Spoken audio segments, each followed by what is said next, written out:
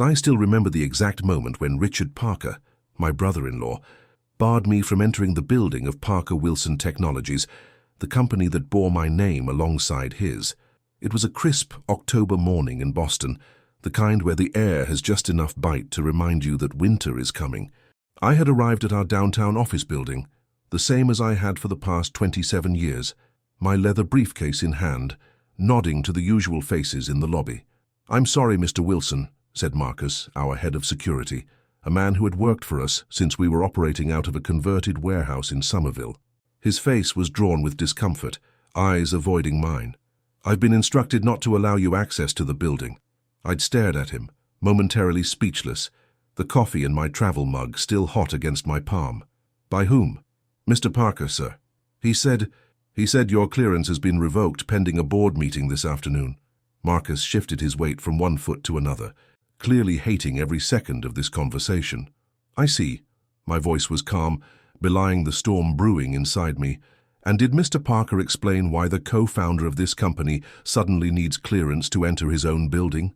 Marcus had nothing to offer but an apologetic shrug. Behind him I could see Richard through the glass doors of the lobby, standing with his arms crossed, watching. My brother-in-law of 35 years, my business partner of almost 3 decades, and the husband of my beloved sister Margaret, who had passed away from ovarian cancer just 6 months earlier. He didn't approach. He didn't have the decency to deliver this message himself. Instead, he stood there in his tailored suit, his salt and pepper hair perfectly styled, a smug satisfaction evident even from a distance. I nodded to Marcus, placed my hand briefly on his shoulder. "Not your fault, son. You're just doing your job." I turned and walked back to my car, a 7-year-old Mercedes that I kept in immaculate condition. Not flashy, not brand new, but reliable and solid, much like I'd tried to be my entire life. As I drove away, I caught Richard's reflection in my rearview mirror, still watching from the entrance.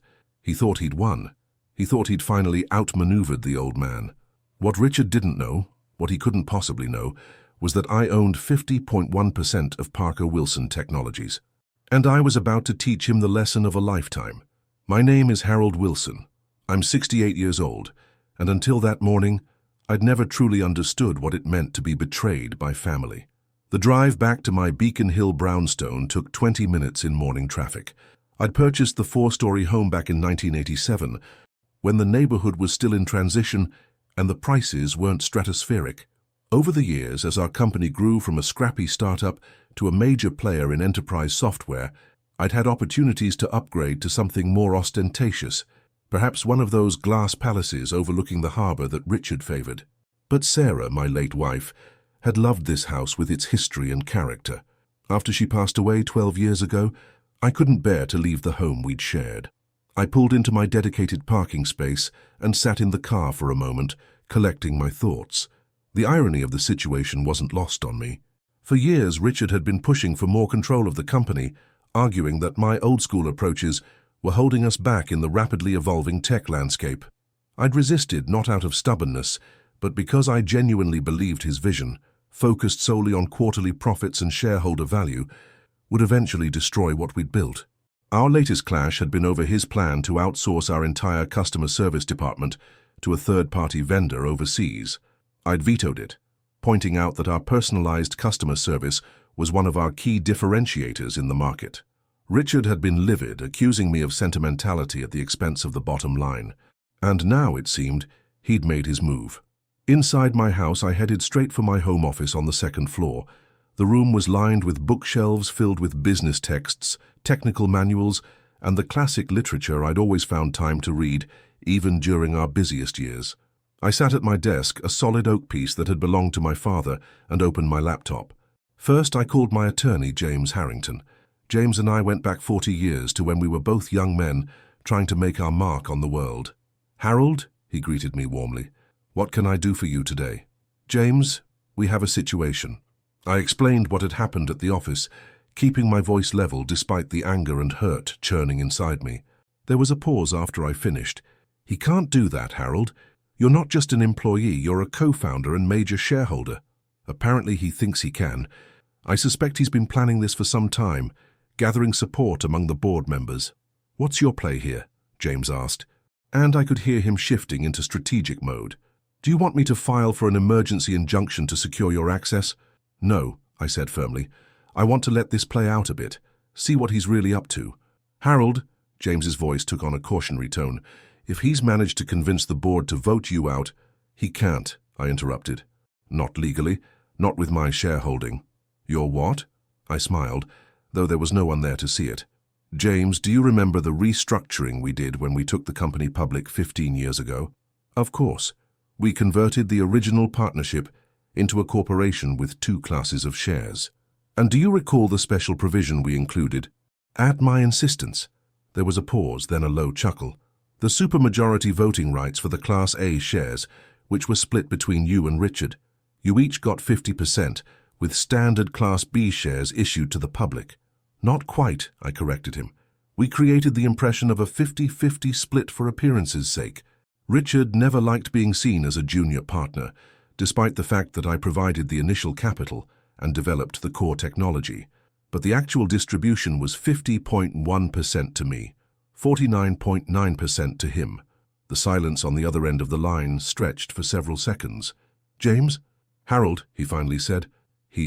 Are you telling me that for 15 years, Richard has believed he has equal ownership, when in fact you've maintained controlling interest? That's exactly what I'm telling you. The paperwork is crystal clear, though I doubt Richard ever scrutinized it closely. He was too busy being the face of the company, charming investors and the press. Does anyone else know this? Sarah knew, of course, and Margaret, my sister, Richard's wife. She thought it was wise, given her husband's sometimes impulsive nature. But since they've both passed away, I trailed off, the familiar ache of loss momentarily distracting me. Well, I suppose it's just you and me now. And the corporate records, James added. Yes, the records don't lie. We talked for another 20 minutes, formulating a plan. I didn't want to burst in guns blazing. That wasn't my style. And more importantly, it wouldn't give me what I really wanted. To understand why Richard had turned on me so completely. After hanging up, I made another call, this one to Thomas Chen, our chief financial officer. Thomas had been with the company for 15 years, rising through the ranks from a junior accountant. He was brilliant, methodical, and most importantly, scrupulously honest. Mr. Wilson, he answered on the second ring, his voice hushed. I was about to call you, there's something happening. I know, Thomas. I was denied entry to the building this morning. He exhaled sharply. It's worse than that, sir. Mr. Parker has called an emergency board meeting for 2 p.m. The agenda includes a vote to remove you as co-CEO and from the board itself. Though I'd suspected as much, hearing it confirmed sent a jolt of anger through me. On what grounds? He's claiming cognitive decline affecting your business judgment, sir. He has a report from a psychologist. A psychologist I've never met, I interrupted. Yes, sir. He's also presenting financial analyses suggesting that your decisions over the past year have cost the company significant revenue opportunities. Let me guess, including my refusal to outsource customer service. That's a centerpiece of his argument. Yes. I pinched the bridge of my nose, fighting back a headache. Thomas, I need you to do something for me, and it needs to be done with absolute discretion. Of course, sir. I need you to prepare a complete report on the company's actual financial performance over the past 5 years. Not the projections Richard likes to trumpet to shareholders, but the real numbers. Revenue, profit margins, customer retention rates, everything. I can have that for you within the hour, Thomas replied without hesitation. Good. And Thomas? Yes, sir? When you attend this board meeting, say nothing about our conversation. Just observe and take detailed notes. I particularly want to know who supports Richard's play and who seems uncomfortable with it. Understood, Mr. Wilson. He paused. Sir, if I may ask, what are you planning to do? I smiled grimly. I'm planning to give my brother-in-law exactly what he deserves. After ending the call with Thomas, I went downstairs to make a fresh pot of coffee. As the rich aroma filled my kitchen, I found myself thinking about Margaret. My younger sister by 4 years, she'd always been the bridge between Richard and me. Where I was methodical and reserved, Richard was flamboyant and risk-embracing. Margaret had understood us both, translating when necessary, smoothing ruffled feathers, helping us see the value in each other's approaches. When she was diagnosed with stage 4 ovarian cancer last year, the prognosis had been grim from the start. I'd immediately stepped back from day-to-day operations at Parker Wilson to help care for her, leaving Richard to run things. At the time, he'd seemed genuinely appreciative, acknowledging that his executive skills were better suited to keeping the company on track while I supported Margaret through her treatments. For 6 brutal months, I'd witnessed my vibrant, intelligent sister wither away. Richard had visited, of course, but less frequently as time went on. "The company needs me," he'd explain, and I hadn't questioned it. Someone had to keep things running, and my place was at Margaret's side. When she died in April, something in Richard seemed to change. At the funeral, he'd been distant, almost cold. I'd attributed it to grief. We all process loss differently, but now I wondered if something else had been brewing. My coffee had grown cold as I reminisced. I poured it out and was about to make a fresh cup when my phone chimed with an incoming email. It was from Thomas, the financial report I'd requested, delivered with his typical efficiency. I spent the next hour reviewing the numbers, and they told an interesting story. Contrary to Richard's claims, the decisions I'd championed over the past few years had strengthened our company's position. Our customer retention rate was an industry-leading 94%, largely due to the personalized service I'd insisted on maintaining. Our profit margins were strong and stable, even if they weren't showing the dramatic spikes that might excite short-term investors. In fact, the only truly concerning trend I could see was a series of large consulting payments to a firm called Next Level Strategies, which had begun shortly after I'd stepped back to care for Margaret. The payments totaled nearly $2 million over 6 months, yet I couldn't recall approving this vendor or even hearing the name before. I forwarded the relevant section to James with a brief note. "Look into this. Something doesn't add up." At 1:30 p.m., my phone rang. It was James. "Harold, I've got some information on Next Level Strategies. It's a shell company registered in Delaware just 8 months ago. Who owns it?" On paper, someone named Michael Devereaux, but some quick digging suggests that's an alias. The address traces back to a company formation service used by who? James? By Richard's son, Jason Parker. I closed my eyes, pieces falling into place. Jason, Richard's eldest from his first marriage, had always been a sore point between us. Despite his MBA from Wharton, he'd never demonstrated the work ethic or integrity I demanded in our executive team. I'd blocked Richard's attempts to install him in a senior position at Parker Wilson multiple times over the years. "So Richard has been siphoning company funds to his son through a fake consulting firm," I said flatly. "It appears that way.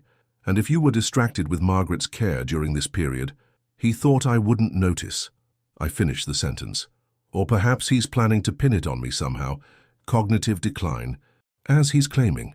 "It's possible," James agreed. "This kind of financial impropriety would certainly give him ammunition to force you out if it were attributed to your oversight. Except I can prove I had nothing to do with it." "Can you?" I thought for a moment. "Thomas would know who authorized these payments, and there would be documentation, contracts, invoices, approvals, that wouldn't have my signature. Unless Richard forged it," James pointed out. "He wouldn't dare," I said, but even as the words left my mouth, I wasn't sure. The Richard who would try to force me out of my own company might be capable of anything. "What's your next move?" James asked. I glanced at my watch. It was 1:45 p.m. The board meeting would be starting soon.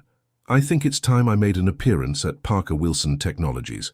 Traffic was light as I drove back downtown, my mind racing through scenarios and strategies. By the time I pulled into the parking garage adjacent to our building, it was 2:10 p.m.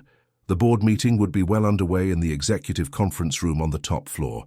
I entered the lobby, half expecting to be stopped again, but Marcus wasn't at his usual post. Instead, a young woman I didn't recognize sat at the security desk. She looked up as I approached. "Good afternoon," I said pleasantly. "Harold Wilson, co-CEO." Her eyes widened slightly in recognition. "Mr. Wilson, I wasn't told you'd be coming in today. Last-minute change of plans," I replied smoothly. "I understand there's a board meeting in progress." "Yes, sir, in the main conference room on 15. "Perfect. I'll head right up." She hesitated, her hand hovering over the phone. "Sir, I should probably alert—" "No need," I interrupted gently. "I'm expected." It wasn't exactly a lie. I was certain Richard was expecting me to fight back, just not so directly or so soon. The young woman nodded uncertainly and buzzed me through. As the elevator ascended to the 15th floor, I straightened my tie and buttoned my suit jacket. At 68, I knew I didn't cut the same figure I once had. My hair was mostly silver now, and the years of working long hours had etched lines into my face. But I stood straight, maintaining the fitness that had been my habit since my days rowing crew at Harvard. The elevator doors opened directly into the executive reception area. Lisa, our longtime executive assistant, looked up from her desk and gasped. "Mr. Wilson, you're here." "I am indeed, Lisa. Is the board meeting still in progress?" She nodded, seemingly at a loss for words. "Excellent. No need to announce me." I strode past her desk to the heavy double doors of our main conference room. Through the frosted glass, I could see the silhouettes of people seated around the long table. I took a deep breath, centered myself, and pushed the doors open. The conversation inside cut off abruptly as every head turned toward me. Richard was standing at the head of the table, a slide showing on the large screen behind him, something with charts and the ominous title, Leadership Transition Plan. "Harold," he said, recovering quickly, a tight smile spreading across his face. "This is unexpected. We were just discussing my removal as co-CEO and board member," I finished for him. "Yes, Thomas briefed me on the agenda." Richard's eyes darted to Thomas, who sat midway down the table, his expression carefully neutral. "I see." Richard's smile didn't waver, but a flush was creeping up his neck.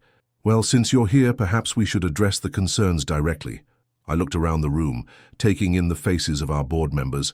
Most were people I'd known for years, some friends, some business associates, all people I'd respected. A few wouldn't meet my eyes, studying their tablets or the table instead. Others looked uncomfortable, shifting in their seats.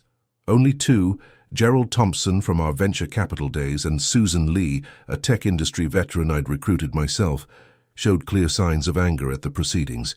"By all means," I replied, moving to take the empty chair at the opposite end of the table from Richard. "I'm particularly interested in hearing about my alleged cognitive decline, diagnosed by a psychologist I've never met, and how it supposedly led to financial decisions that have actually strengthened our company's position." Richard's smile faltered slightly. "Harold, we all understand this is difficult. No one is questioning your historical contributions to Parker Wilson, but business requires us to look forward, not backward. The board has a fiduciary responsibility to act in the best interests of the company and its shareholders." I finished for him again. "A responsibility that might be compromised by, for example, approving $2 million in consulting fees to a shell company owned by your son." The room went completely silent. Richard's face drained of color. "I don't know what you're talking about," he said, but his voice lacked conviction. I removed a folder from my briefcase and slid it onto the table. "Next Level Strategies, founded 8 months ago, right around the time I stepped back to care for your wife, my sister. Paid $2 million for strategic consulting services that no one seems able to define. Owned through a series of shell companies by Jason Parker." Several board members were now looking at Richard with open suspicion. "These are baseless accusations," Richard sputtered. "And even if there were consulting arrangements I approved during your absence, that only proves my point about the need for more direct oversight of financial operations." "Interesting perspective," I said mildly. "Thomas, would you care to comment on who authorized these payments and whether proper approval protocols were followed?" All eyes turned to our CFO, who straightened in his chair. "The payments to Next Level Strategies were authorized solely by Mr. Parker, despite company policy requiring dual approval for consulting contracts exceeding $100,000. When I questioned the lack of deliverables, I was told the work was confidential and strategic in nature." Richard's flush had returned full force. "This is a smear campaign. Harold is desperate to maintain control despite his diminishing capacity to lead effectively." "That's an interesting choice of words, Richard. Control." I leaned forward, placing both hands flat on the table. "Let's talk about control for a moment, specifically control of Parker Wilson Technologies." "The ownership structure is clear," Richard snapped. "We each hold 50% of the voting shares, with public investors holding the remainder. Any major decision requires our mutual agreement, an arrangement that has become increasingly untenable due to your outdated perspectives." I smiled, the expression not reaching my eyes. "That's not quite accurate." "Richard." From my briefcase, I withdrew another document, the original shareholder agreement from our IPO 15 years earlier. I slid it across the table. Section 4.3, paragraph 2, I said. The distribution of Class A voting shares is explicitly defined as 50.1% to Harold Wilson, 49.9% to Richard Parker. Richard snatched up the document, his eyes scanning frantically. This can't be— It is, I said quietly.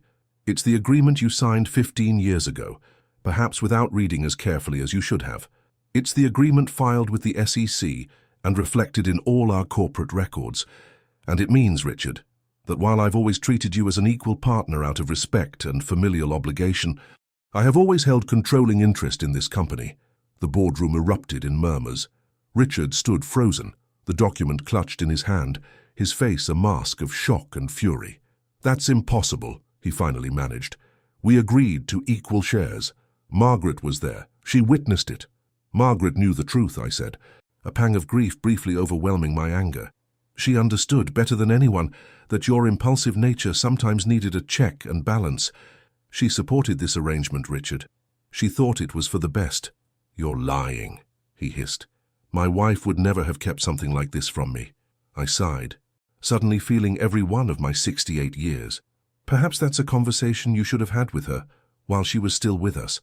But the documentation doesn't lie, Richard, and it means that this entire board meeting, this attempt to remove me, is procedurally invalid. You cannot remove a majority shareholder against his will. The silence that followed was deafening. Richard remained standing, his knuckles white around the document, his breathing rapid and shallow. Finally, Gerald Thompson cleared his throat. In light of these revelations, I move that we adjourn this meeting pending legal clarification of the ownership structure and investigation into the payments to next-level strategies. Seconded, Susan Lee said immediately. All in favor? Gerald looked around the table. Every hand went up except Richard's. Motion carried, Gerald announced. This meeting is adjourned. The board members began gathering their things, some casting apologetic glances my way, others pointedly avoiding eye contact with either Richard or me. Within minutes the room had cleared except for Richard, Thomas, and myself. Thomas hesitated by the door. Mr. Wilson, is there anything else you need from me today? Not at the moment, Thomas. Thank you for your honesty. We'll speak tomorrow about next steps. He nodded and quietly left, closing the door behind him. Richard and I regarded each other across the length of the empty conference table. The man who had been my brother-in-law for 35 years, my business partner for 27, and who had just tried to steal my company from under me. Why, Richard? I asked simply. He sank into his chair, the fight seeming to drain out of him. You wouldn't understand. Try me. He was silent for a long moment, then, when Margaret got sick, everything changed. Watching her suffer, knowing there was nothing I could do, he shook his head. I threw myself into work. It was the only thing I could control. While I was with her, I said, not bothering to keep the accusation from my voice. Yes, he admitted. You were always the good one, Harold, the dutiful brother, the ethical businessman, the one Margaret admired most. Bitterness crept into his tone. Do you know what that's like? To know your wife respects her brother more than her husband? That's not true. Richard, Margaret loved you deeply. Love and respect aren't the same thing. He looked up, his eyes hollow. After she was gone, I needed to prove something. That I could run this company better than you. That I could make the hard decisions you weren't willing to make. By embezzling company funds to your son? He flinched. Jason needed startup capital. His idea has potential, but no bank would loan to him with his credit history. I was going to pay it back once they secured proper funding. With company money, Richard, not your own. The company is me, he shouted, slamming his hand on the table. I've given my life to Parker Wilson. 27 years of 60-hour weeks, missing family events, sacrificing everything while you got to be the wise elder statesman who swoops in to veto my initiatives and play the moral authority. I let him vent, watching the man I'd known for so long reveal a resentment I'd never fully recognized. When he finished breathing hard, I spoke quietly. We built this company together, Richard. Your vision and sales ability, my technical expertise and capital. We succeeded because of our complementary strengths. And yes, sometimes that meant I reined in your more aggressive instincts, just as you pushed me to take risks I might have avoided. And now what? He demanded. You'll force me out. Use your precious majority control to humiliate me the way you think I tried to humiliate you. I considered my next words carefully. No, Richard, that's not who I am, and it's not what Margaret would have wanted. Surprise flickered across his face. But things cannot continue as they were, I continued. The trust is broken, and there must be consequences for the attempted coup and the financial impropriety. What are you proposing? I leaned back in my chair. You will repay every cent taken from the company for Jason's benefit, with interest. You will issue a statement to the board clarifying that your concerns about my cognitive capacity were unfounded. And you will step down as co-CEO. His face hardened. So you are forcing me out? Not from the company entirely. You remain a significant shareholder, and your sales expertise is still valuable. I'm proposing you transition to a role as Chief Revenue Officer, focusing on what you do best without the broader authority you've proven you cannot be trusted with. And if I refuse? Then yes, I will use my controlling interest to remove you entirely, and the board will have no choice but to support that decision, given the evidence of financial misconduct. Richard stared at me for a long moment, calculation evident in his eyes. Finally, he nodded once, curtly. I'll consider your offer. Do that, I said, rising from my chair. You have until 9 a.m. tomorrow to decide. I gathered my briefcase and walked to the door, pausing with my hand on the handle. One more thing, Richard. He looked up, his expression guarded. Margaret knew about your affair with Lisa. His face went slack with shock. She told me during her final weeks. She knew about the young receptionist before that, and the marketing consultant the year before. She forgave you each time, loved you despite your flaws. Her only request was that I look after you, make sure you didn't self-destruct after she was gone. I shook my head sadly. I'm not sure this is what she had in mind.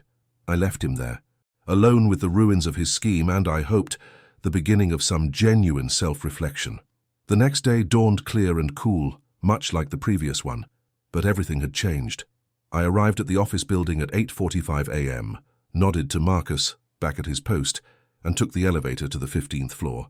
Richard was already in the conference room when I arrived, along with James, my attorney. A stack of documents sat on the table between them, and Richard's signature was visible on the top page. Good morning, I said, taking a seat. Richard nodded stiffly. I've signed the agreement as drafted by your lawyer.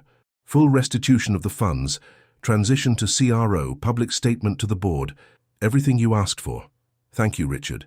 I studied his face, noting the dark circles under his eyes and the slump in his shoulders. This is the right decision. Is it? He asked, a trace of his old defiance returning. Or is it just the only option you've left me? Sometimes those are the same thing, I replied, but I meant what I said yesterday. I don't want to destroy you, Richard. Despite everything, you're still family, and this company still needs your talents. He scoffed. Spare me the platitudes. Harold, you've won. You don't need to pretend this is for my benefit. It's not entirely for your benefit, I acknowledged. It's also for Margaret's, and for the 300 employees who depend on Parker Wilson for their livelihoods. And yes, for me as well. I'm too old to start rebuilding this company without you. So now you admit you need me, he said bitterly. I've never denied it, Richard. That's the difference between us. I've always recognized your value. You're the one who convinced yourself that my caution was holding you back, rather than providing the balance that made our partnership work. He had no response to that. I turned to James. Is everything in order? Yes, he confirmed. The repayment schedule is defined. The role transition is clearly outlined, and the statement to the board is attached as Exhibit A. It's all legally binding. Good. I pulled the stack of papers toward me and quickly reviewed the key provisions before adding my own signature beside Richard's. I'll distribute copies to the relevant parties, James said, gathering the documents, and I'll be in touch about the board statement later today. After he left, Richard and I sat in silence for a moment. What happens now? He finally asked. Now we try to rebuild, I said simply. Not just the company, but the trust. It won't be easy and it won't happen overnight, but it's possible. And you really think we can work together after this? I think we have to try. For Margaret's sake, if nothing else. At the mention of his late wife, Richard's face softened almost imperceptibly. She always believed in second chances. Yes, she did. I stood and extended my hand across the table. Let's try to deserve the faith she placed in us. After a moment's hesitation, Richard rose and took my hand. His grip was firm, his eyes meeting mine directly for the first time since I'd walked into the boardroom the previous day. "I'm not promising miracles, Harold, but I'll try." It was a start. Not forgiveness, not yet. That would take time and consistent action on both our parts, but it was an acknowledgement that the path forward required cooperation rather than conflict.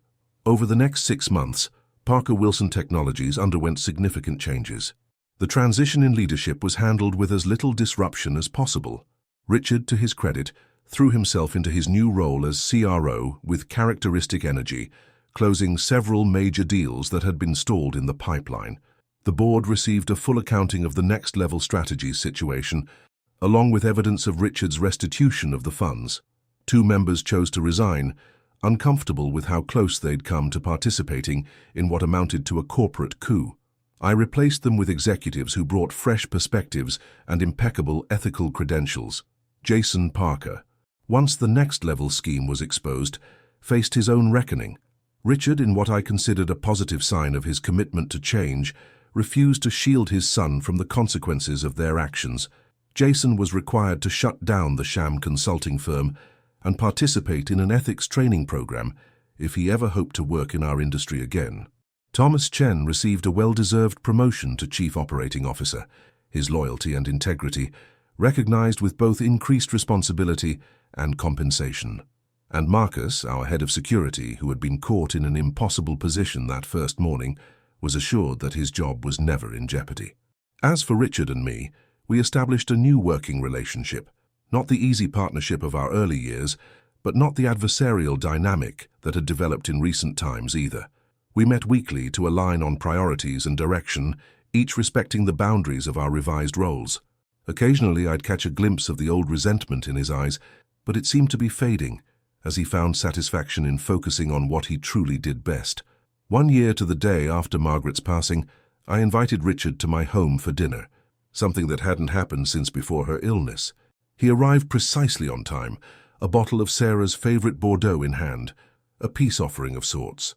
We ate in my dining room, the conversation initially stilted, but gradually easing as we shared memories of Margaret and discussed the company's progress. After dinner, we moved to the study with glasses of scotch. "I've been thinking about the future," I said, settling into my armchair. Richard raised an eyebrow.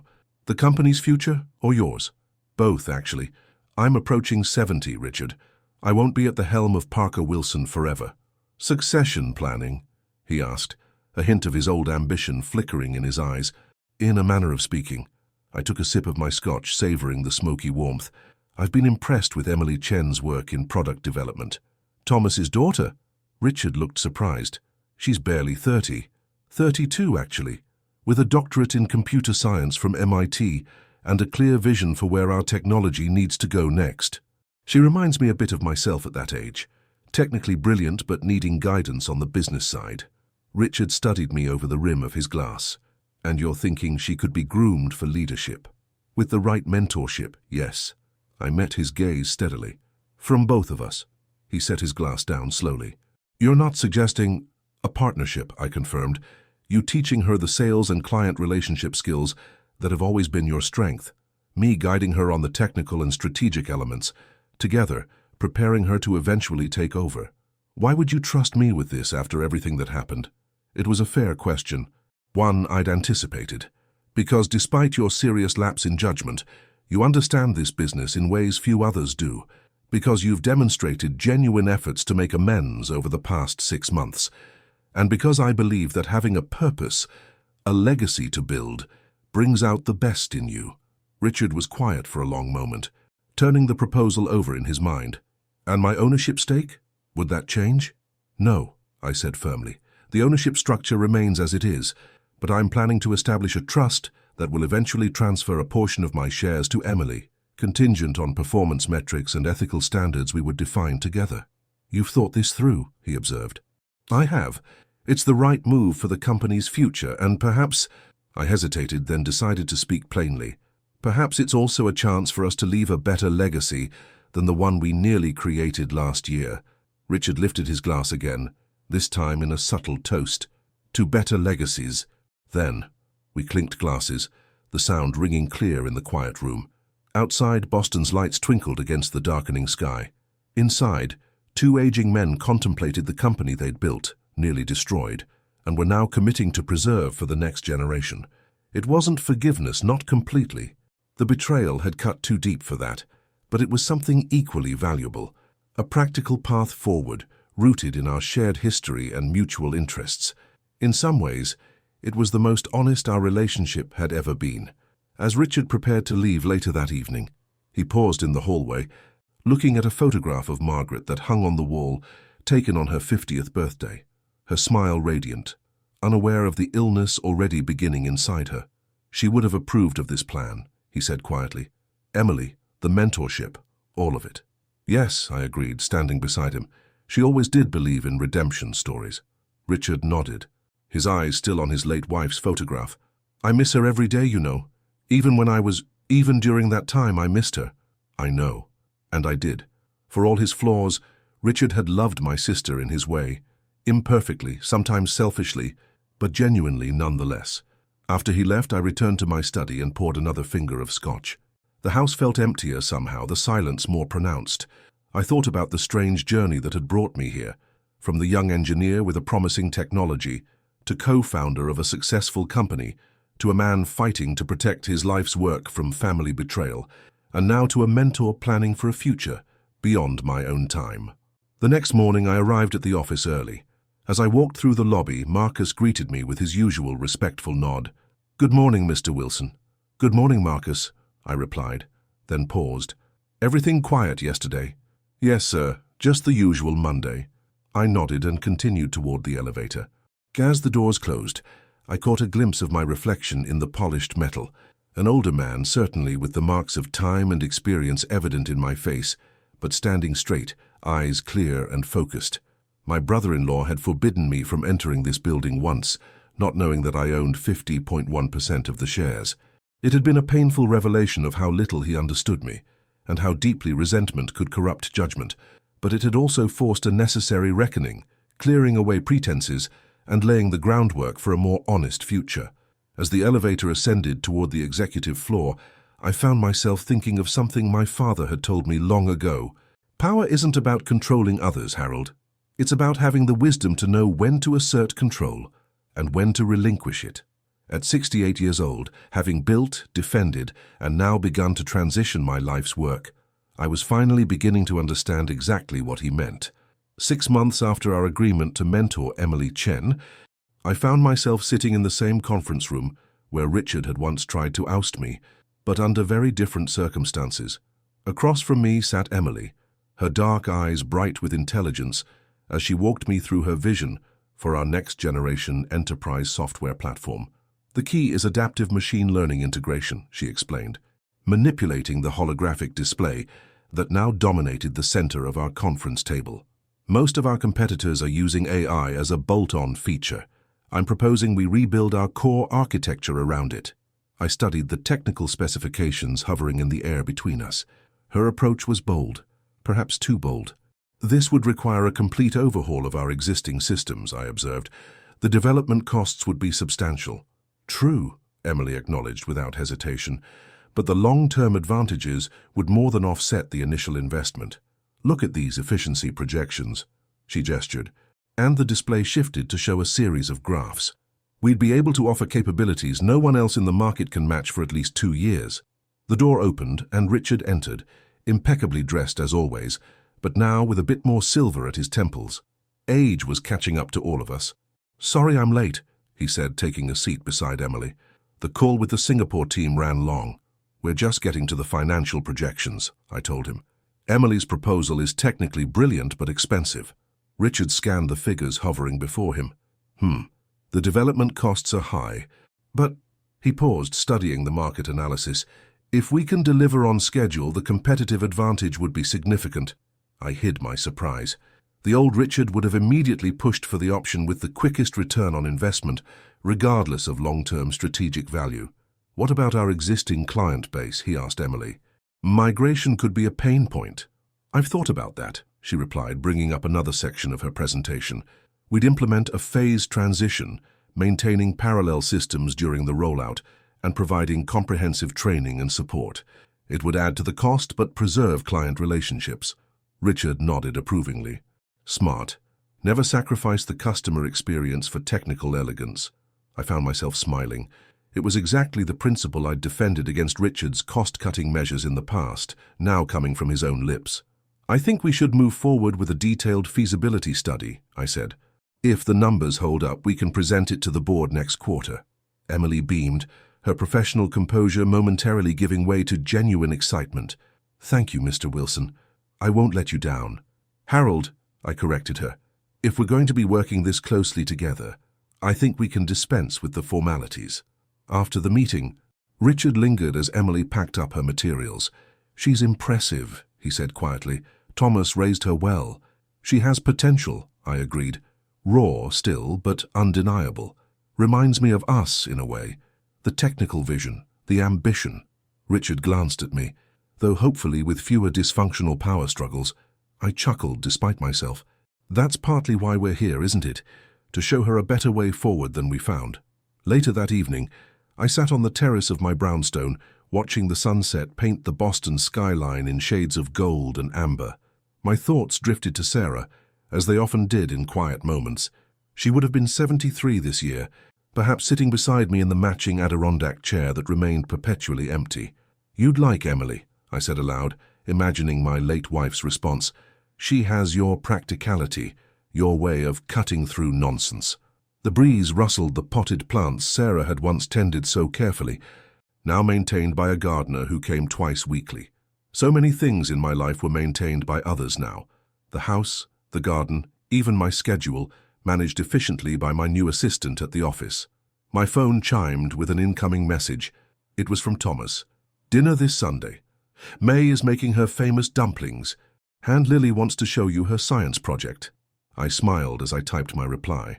Thomas's younger daughter, at 11, had already decided she wanted to be a software engineer like Grandpa Harold, her nickname for me, though we shared no actual relation. Over the past year, I'd found myself increasingly integrated into the Chen family's life. Invited to birthdays, recitals, and Sunday dinners, it filled a void I hadn't fully acknowledged, providing the family connection I'd lost with Margaret's passing. The next morning, I had a doctor's appointment, routine for a man my age, but a reminder of mortality nonetheless. Dr. Patel, a cardiologist I'd been seeing for years, reviewed my test results with characteristic thoroughness. Overall, you're in excellent health for a man of 69, he concluded. Blood pressure is well controlled, cholesterol within normal limits. The heart arrhythmia we noted last year hasn't progressed. But, I prompted, sensing his hesitation, but I am concerned about your workload. You're still putting in 50-hour weeks according to your activity tracker. That's excessive at your age, especially with your history of stress-related hypertension. I waved a dismissive hand. The company needs you healthy, Dr. Patel interrupted firmly. And part of that is recognizing your limitations. I'm not suggesting retirement, but perhaps a more structured transition plan, delegation of day-to-day responsibilities. His words echoed in my mind as I drove back to the office. A structured transition plan. Wasn't that precisely what I'd initiated with Emily? Yet I'd been approaching it as a years-long process, maintaining my position until she was fully ready. What if I didn't have years? Margaret's sudden illness had taught me how quickly life could change, how precious time truly was.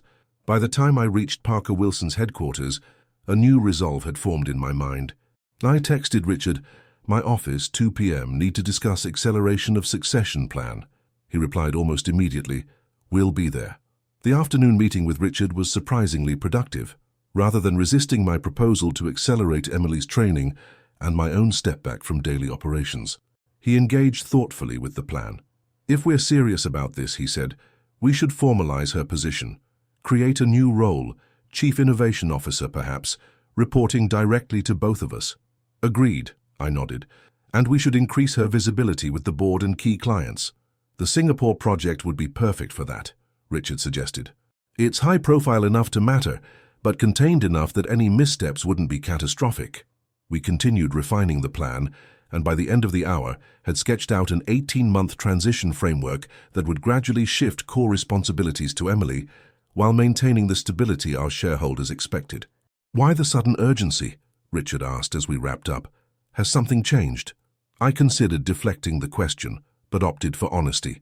Just a reminder from my doctor that none of us is getting any younger, and a realization that I've spent 45 years building this company. Perhaps it's time to think about how I want to spend the next chapter.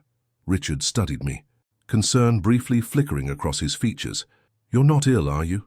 No more than any man my age, I assured him. Just contemplative.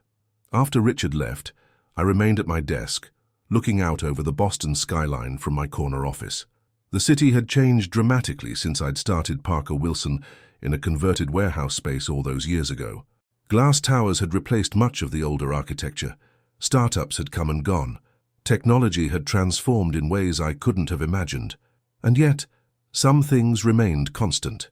The value of integrity, the importance of planning for the future, the need to adapt without losing one's core principles. My intercom buzzed. "Mr. Wilson," my assistant's voice came through. "Emily Chen is here to see you." "Send her in, please." Emily entered, her usual confident demeanor tempered with a hint of uncertainty. "You wanted to see me, Harold?" "Yes, Emily. Have a seat." I gestured to the chair across from my desk. "Richard and I have been discussing your future with the company." She sat, her posture straightening. "My future. We'd like to create a new position for you, Chief Innovation Officer, reporting directly to both of us. It would involve taking lead on the Singapore project, among other responsibilities." Her eyes widened slightly. "That's a significant promotion." "It is," I agreed, "and it comes with significant expectations. This isn't just about technical excellence, Emily. It's about developing leadership skills, strategic thinking, and the ability to balance innovation with practical business concerns." "Is this a test?" she asked directly. I smiled, appreciating her candor. Everything in business is a test in one way or another, but yes, this is particularly significant. Richard and I are not just looking for an executive, we're looking for a successor. Emily was silent for a moment, processing this information. "Why me? There are more experienced executives in the company." "Experience can be gained," I replied. "Vision, integrity, and the right balance of caution and courage, those are harder to teach. We believe you have those qualities." "I'm honored," she said finally, "and a little terrified, to be honest." "Good. A healthy respect for the challenge ahead is appropriate." I leaned forward. "You won't be alone in this. Emily, Richard and I will be actively mentoring you, but we will expect you to rise to the occasion." "I understand." She straightened, determination replacing uncertainty. "When do we start?" "Immediately," I said, sliding a folder across the desk. "Here's the overview of the Singapore project. Review it tonight, and we'll meet tomorrow morning to discuss your approach." After Emily left, I found myself reflecting on the parallels between this moment and the early days of my partnership with Richard. The enthusiasm, the potential, the promise of building something that would outlast us. But this time, the foundation was stronger. There were no hidden ownership arrangements, no unspoken resentments. Emily would enter this arrangement with clear eyes and transparent expectations. As the day wound to a close, I took a final walk through the office floors before heading home. Employees nodded respectfully as I passed, some stopping to chat briefly about projects or personal matters. I knew most by name, had watched many grow from entry-level positions to significant roles within the company. This too was part of my legacy, not just the technology we'd created or the wealth we'd generated, but the lives we'd impacted, the careers we'd fostered, the community we'd built. Outside, the spring evening was mild, the air fragrant with blooming trees along the downtown streets. I decided to walk part of the way home, enjoying the simple pleasure of movement, of being present in the city I'd called home for decades. My phone rang as I neared Boston Common. It was Richard. "Just checking that we're still on for the board dinner tomorrow night," he said when I answered. "Absolutely. 7 o'clock at the Harvard Club." "Good. And Harold?" He paused. "I think we're making the right decision with Emily." "I think so too," I replied, surprised but pleased by his affirmation. "See you tomorrow then." As I continued my walk, I felt a sense of peace settling over me. The company I'd built was on a path toward a secure future. The breach with Richard, while never fully healed, had evolved into a functional working relationship based on mutual respect. And in Emily, we'd found someone who could carry forward the best of what we'd created while avoiding our mistakes. It wasn't the ending I'd envisioned for my career, certainly not during those dark days when Richard had tried to force me out, but perhaps it was a better one, richer, more nuanced, with the wisdom that can only come through adversity and reconciliation. The sun was setting as I reached my brownstone, casting long shadows across the historic streets of Beacon Hill. I climbed the steps to my front door, thinking of all the times I'd made this same journey, as a young entrepreneur flush with ambition, as a grieving widower seeking the solace of familiar surroundings, as a betrayed brother fighting to protect what was his, and now as a man looking toward the future with hope rather than apprehension. Life rarely follows the path we expect. The true measure of success, I'd come to believe, isn't in avoiding challenges or betrayals, but in how we respond to them, with integrity, with wisdom, and when possible, with forgiveness. My brother-in-law had once forbidden me from entering the company, not knowing that I owned 50.1% of the shares. That moment of crisis had led to a painful reckoning, but also to a more authentic future than either of us could have imagined. And for that, despite everything, I was grateful. If you like this story, please like this video, subscribe to the channel and share your impressions of this story in the comments. To listen to the next story, click on the box on the left.